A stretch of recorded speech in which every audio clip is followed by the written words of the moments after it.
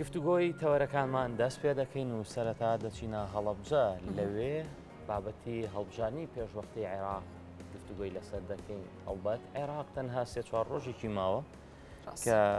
بگاتە هەڵبژاردن سەرەتا بە تایبەت دواتە هەڵبژارنی گشتی لە دەیدا بەڕێوە دەچێت کە تایبەتەکانیش بۆ هەڵبژارنی گشتیە بەس مەبەستم لە گشتێکەوەی کە هاوڵاتیان بەشداری تێدا دەکەن. هەڵبەت زۆربەی لایەنەکان و تەنانەت چاودێریانی سیاسیش بە چارەنووسازی دەبینن چونکە لەوانەیە نەخشەی سیاسی لە عێراق گۆڕانکاری بەسەردا بێت. ئایندەی عێراق چۆن دەبێت؟ هەرێمی کوردستان چۆن مامەڵە لەگەڵ دۆخی دوای هەڵبژاردن بکات؟ ئەم بابەتە گفتوگۆی لەسەر دەکەین لەگەڵ دکتۆر سیروان حامد ڕاگری کۆلێژی یاسایی زانکۆی هەڵەبجە. دکتۆر سڵاوت لێبێ و بەیانیت باش. دکتۆر سڵاو لێبێ. بابەتی چارەنووسازی زۆر جار باش و بانی بینەرانی خۆشەویستی کەناڵی کورسات باش. سپاس. دکتۆر زۆر جار ئەوترێت بۆ هەڵبژاردنەکانی کە لە عێراق و لە هەرێمی کوردستان بەڕێوە دەچن چارەنووسازن. بۆ ئەم هەڵبژاردنانە هەمووی چارەنووسازن. لە حەقەتا هەڵبژاردن خۆی تەبیعەتی وایە کە چارەنووسازە و بە تایبەتی لە دەوڵەتە فیدرالیەکان نوێنەرایەتی هەرێمەکان لە دەوڵەتی فیدرالی لەسەر ئەساسی کورسی دەنگانەکان ڕۆڵ و دەوری گرنگی ئەبینێت. باشە دکتۆر کەواتە لە دوای ئەمایە خۆ بەپێ ئەوەی کە باس لە گرنگی و لە چارەنووسازی ئەم هەڵبژاردنە دەکرێت دەمێ بزانم گرنگی ئەم هەڵبژاردنە بۆ کورد چۆنە بوو بۆ کورد چییە و لە دوای ئەمەش کورد چۆن مامەڵە لەگەڵ ئەنجامەکان بکات. لە حەقەتە ئەم هەڵبژاردنە بە تایبەتی کە لە سایی سیستەمێکی نوێی یاسای هەڵبژاردنە ئەکرێت لە عێراقا ڕۆڵێکی زۆر گرنگی ئەبینێ و هەڵبژاردنەکە پێشوەختە لە دەرەنجامی داواکاری خۆپیشاندەران یاساکە هەموار کراوەتەوە و هەڵبژاردننی پێشوەخت لە عێراق ئەنجام درراوە بۆیە پێشبینیەکان وان کە کاریگەریەکی ئەجگار گەورەی هەبێ بە تایبەتی لای ئێمە بۆ چوونەکە وایە کە ئایا دەرەنجامی انتیخاباتەکە ئەتوانێت تەحقیقی ئامانجەکانی خۆپیشاندەران بکات ئەگەر نەتوانی دەرەنجامی ینی ئامانجەکانی ئەوان تاقیب بکات لە دوای هەڵبژاردنەکانەوە مەترسی ئەوەی هەیە کە جارێکی خەڵق بێتەوە سەر شەقام و وەزعی عێراق تێکداتەوە. ئەمە خاڵێکیان. خاڵی دووەم کە زۆر گرنگە بریتە لە مستەقبەلی هێزە بیانەکان لە عێراقا زۆربەی پێکاتە سیاسیەکان و لایەنە سیاسیەکان پەیوەستی ئەەکەنەوە بە دەرەنجامی ئەم هەڵبژاردنەوە کە ئایا براوەی انتیخاباتەکە کە تەشکیلی حکوومەتەکە بۆچوونی لەگەڵ ئەوە ئەبێ کە حکوومەتی هێزە بیانەکان لە عێراقا بمێنێنەوە یان نەمێنێنەوە. دووبەرەی دابەشبوونێکی وازەح لە عێراق وجودی هەیە کە بریتە لەوەی بەشێک لە پێکاتە سیاسیەکان و لایەنە سیاسیەکان بۆچوونیان وایە کە تاوکو ئەم قۆناغی ئەمە پێویستمان بە هێزە بیانەکان هەیە بۆچوونی دووەم پێی وایە کە پێویستە و هێزە بیانیانە بکرێنە دەرەوە بۆیە دەوڵەتان بە دڵنیاییەوە تەدەخل لە انتیخاباتەکە ئەکەن ویانەوێ ئەو ئامانجەی کە هەیەە لە ئەنجامی ئەو حکوومەتەی کە پێکێک تحقیقی بکەن. بەڵێ دکتۆر بابەتی خۆپیشاندەرانە دووروژاند بابەتی خۆپیشاندەران و داواکاریان کە هەڵبژاردنە پێشوەختەکە لەسەر داواکاری ئەوانە کە تۆ بە یەکێک لە فاکتەرەکانی ئەم هەڵبژاردنەش دەیبینیت و چارەنووسازیش دەبێت بە تایبەتی بۆ ئەوان خۆپیشاندەر چی پێ دەکرێت لەوە زیاتر چونکە ئێمە بینیمان لە عێراقە خۆپیشاندانیان کرد قوربانیکی زۆریاندا یەکێک لەوانە کە هاتوێتە دێم هەڵبژاردنە پێشوەختەیە بەڵام گۆڕانکاری گەورە ڕووی نەیەوە بە حقیقەت دوای ئەمەش ئەگە بەدڵیانەوێت چیان پێکرێت خۆپیشاندەرانی عێراق. لە حەقەتە داواکاری خۆپیشاندەران بۆ هەموارکردنەوەی یاسای هەڵبژاردن هەمووی تەحقیق نەبوو لە یاساکە لە سەرەتا یاساکە بە شێوەیەک پرۆژەکەی لەلایەن جەنابی سەرۆکی هەرێمەوە نێردرا بۆ سەرۆکی کۆمارەوە نێردرا بۆ ئەنجومەنی وەزیران کە بەشێکی زۆری داواکاریەکانی خۆپیشاندەران لە ناو پرۆژە یاساکە هەبوو بەڵام دواتر کە هاتە پەرلەمان لە حەقەتا بەشێکی داواکاریەکانی خۆپیشاندەران لە یاساکە گۆڕانکاری بەسەرا هات. ڕاستە خۆپیشاندەران ئەوەی کە پێویست بوو کردیان و حکوومەتیان ناچار کرد بەوەی کە دەست دەکات بکێشێتەوە و پەرلەمان بڕیار بدا لەسەر هەڵبژاردنێکی پێشوەختە بەڵام لە حەقەتە عادەتەن ئەو حکوومەتانەی کە لە ئەنجامی انتخاباتی پێشوەختە دروستە بن حکوومەتێکی مستەقر نین لە ڕووی سیاسیەوە چ جایەوەی کە نەتوانن دەرەنجامی داواکاریەکانی خۆپیشاندەرانیش تاحقیق بن ئەکرێت لە داهاتوو بارودۆخەکان بەڕاستی بەو شێوە ئیستقراری کە ئێستا هەیە تحقیق نەبێ و خەڵکی و هەتا دەوڵەتە هەرێمەکان دەست لە کاروباری ناوخۆی عێراق وەربدەن بۆیە ئێمە پێمان وایە تشکیلکردنی حکوومەتی داهاتووی عێراق لە دەرەنجامی ئەم انتخاباتە کارێکی ئاسان نابێ و مارەسۆنێکی سیاسی ئەجگار گەورە بە دوای خۆیانێت و دەوڵەتانی ئیقلیمی و لە ناوخۆی عێراقی شاپێکاتەکان کێشاکەوێتە نێوانیان پێویستمان بەوە هەیە لەم کاتە سەرۆک کۆماری عێراق ڕۆڵێکی گەورە ببینێ لە پێنا ئەوەی کە بارودۆخی عێراق بەرەو ئاڵۆزی دوای انتخابات نەچێت. باشە دکتۆر سیروان زۆر باس بەنسبەت هەرێمی کوردستان باش فەرموو بەنسبەت هەرێمی کوردستانیشەوە لە حەقەتە خۆی انتخابات تەبیعەتی وایە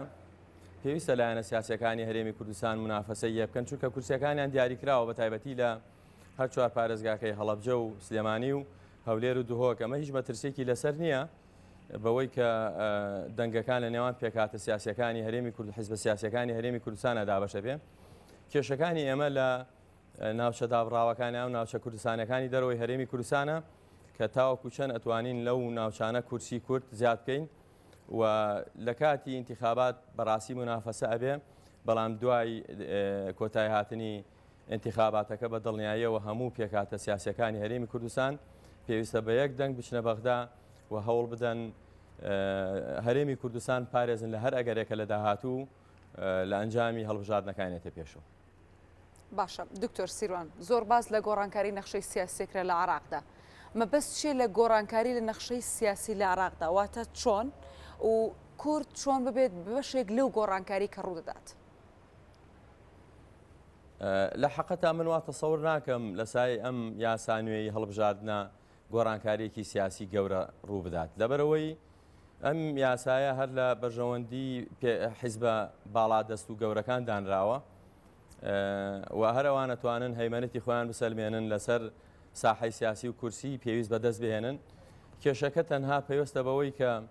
پێکهێنانی حکوومەتی داهاتووی عێراق لە حەقەتا قورسە بێ چونکە ئەم حکوومەتە ئەرکی قورسی لەسەرشانە ئەرکی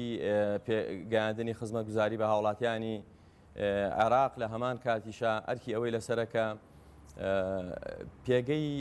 دروستی عێراق بگەڕێنێتەوە بۆ پێگەی کە پێویستە هەبێ و ئەوەندەی کە دەزۆردان لە کاروباری ناوخۆی عێراق هەیە سنوورێکی بۆ دابنێت لەبەرەوەی لە حەقەتا دەوڵەتی عێراق ئێستا دەوڵەتێکی ساحب خاوەنی سیادە نییە و زۆربەی دەوڵەتانی دنیا زۆر بە ئاسانی ئەتوان دەست لە کاروبارەکەی وەربدەن و یاری سیاسی خۆیان لە ناو عێراق ئەنجام بدەن. بەڵێ دکتۆر ئەمڕۆ وەکو زانکۆی هەڵەبجە چی چالاکیەکتان هەیە لە چوارچێوەی باسوخواسەکانی هەڵەبجە و ببوورە باسوخوازەکانی هەڵبژاردن لە عێراق و لە هەرێمی کوردستان؟ ئەمڕۆ وەکو کۆلێژی یاسا و کارگەری زانکۆی هەڵەبجە وەرشۆپێکی ناوخۆیمان ئەنجام داوە لەسەر کاریگەری هەڵبژاردنەکانی ئەنجومەنی نوێنەرانی عێراق لەسەر ئایندەی پەیوەندیەکانی نێوان عێراق و هەرێمی کوردستان. لە حەقەتا ئەم وەرشۆپە لە سێ تەوەرەی سەرەکی پێک دێت. تەوەرەی یەکەم تەرکیزە کاتە سەر تایبەتمەندیەکانی یاسانوێیەکە کە جایە کاتەوە لە هەموو ئەو یاسایی کە پێشووتر چوار خولی هەڵبژاردن لە سایە ئەنجام دراوە. ئەم یاسایەکی نوێیە تایبەتمەندی نوێی هەیە و خەڵکی عێراق پێی ئاشنانیە خەڵکی هەرێمی کوردستان پێی ئاشنانیە ئێمە ئەمانەوێت لێرە تەرکیز بخەینە سەر ئەم بابەتە. خاڵی دووەم یا تەوەرەی دووەم بریتیە لە ڕۆڵی دەنگدەر لە هەمان کاتا ڕۆڵی موسساتی چاودێری لەسەر هەڵبژاردنەکان. تەوەرەی سێمیشمان بریتیە لە کاریگەریەکانی هەڵبژاردن لەسەر پێگەی عێراق لە ناوچەکە. باشە دکتۆر کێ دەتوانێت بەشداری لەو کار و چالاکیانی ئێوەدا بکاتەوەی ئەم ڕۆژکە بابەتەکانتان زۆر گرنگن ئەو پێویستەکە خەڵکێکی زۆر ئاگاداری ئەو زانیاریانە بێت کە ئەمڕۆ ئێوە کردوتانە بە تەوەر و باسیەکەن. بەدڵنیاییەوە ئێمە ئاگاداری هەموو دەستگا فەرمیەکان و هەموو هاوڵاتێک مافی ئەوەی هەیە کە بەشداری بکە بە تایبەتی ئەمە هەوڵمان داوە کەسێک لە کۆمیسیۆن بێت قسە لەسەر بابەتەکان کات و تایبەتمەندیەکانی هەڵبژاردن ڕوون کاتەوە بۆ هاوڵاتیان و زانیاری پێویست و دروست لەسەر ئەم یاسانوەیە بە هاوڵاتیانی هەرێمی کوردستان بدات و داوەتی هەموو کەناڵەکانی ڕاگەیاندیشمان کردووە لە ناویانە کەناڵی کورساتی خۆشەویست کە لەوێ ئامادەیانە بێ و بە شێوەیەکی ڕاستەخۆ بابەتەکەی گوێستنەوە. بەڵێ دکتۆر ئەو هۆکارانە زۆرن کەوای لە دەنگدەری عێراقی و هەرێمی کوردستانیش کردووە کە ئیتر بڕیان بە هەڵبژاردن نەبێ بە جۆرێک لە جۆرەکان لی دوور بکەونەوانێ ئەو هۆکارانە دەبێت وا بکەن ڕێگریەکیەوەنە گەورە بن بۆ ئەوەی هاوڵاتی بەشداری لە مافێکی خۆی دانەکات کە هەڵبژاردنە هەڵبژاردنی نوێنەری خۆیەتی واتە بۆ کارێکی وا دیموکراسیانە و وا چارە نووساس دەکرێت هاوڵاتیان نەچن بە دەنگیەوە سارد و سڕ بن ئەو هۆکارانی کە وای کردووە بەسن بۆ ئەوەی هاوڵاتی وا دوور بکرێتەوە لە پرۆسێکی وا گرنگ. نەخێر بە دڵنیاییەوە من بۆ چوونم وایە کە پێویستە هەموو هاوڵاتیانی هەرێمی کوردستان ئەوانەی کە ئەتوانن دەنگ بدەن و ناویان لە لیستی دەنگدەرانە هەیە پێویستە لە ڕۆژی ئینتیخابات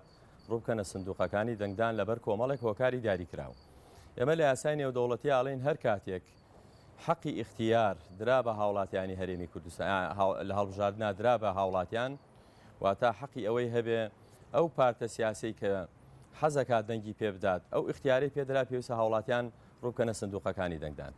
ئەوەی کە ئێمە ئێستا ئەیبینین لە هەموو ئەو بازنە بچووکانەی کە لەسەر ئاسی عێراق دروست کراوە کە بریتە لە 83 بازنەی دەنگدان